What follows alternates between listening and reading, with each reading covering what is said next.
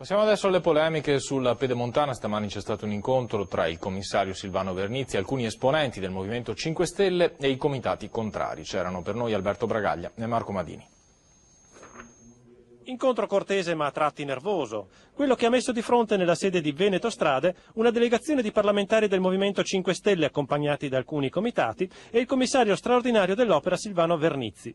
Materia del contendere la reiterata richiesta da parte del Movimento 5 Stelle di avere accesso a tutti gli atti relativi all'opera, una richiesta finora disattesa, che giorni fa aveva spinto gli stessi parlamentari ad incontrare il procuratore capo di Venezia Del Pino per parlare di un possibile esposto. Noi vogliamo assolutamente conoscere sulla Pedemontana Veneta per quale motivo vi sono sospese alcune opere complementari, perché vi sono delle fiduzioni che sono al 5% che non conoscevamo né l'istituto nella quale erano appunto depositate né se effettivamente il deposito era stato fatto. E inoltre molti cittadini ci hanno chiesto di poter conoscere, di avere documentazione per quanto riguarda gli espropri.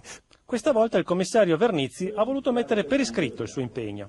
Io posso dare tutti gli atti, con eccezione di 2 atti, che ripetutamente sono 3 anni ormai che lo dico, che non posso dare, che sono la convenzione e il piano economico finanziario. La loro richiesta sarà soddisfatta entro il 14 maggio prossimo. Oltre 2 miliardi il valore dell'opera, 96 chilometri nelle province di Vicenza e Treviso, 36 sindaci che l'hanno comunque accettata nel loro territorio, ma che secondo alcuni cittadini continua ad avere diversi punti controversi.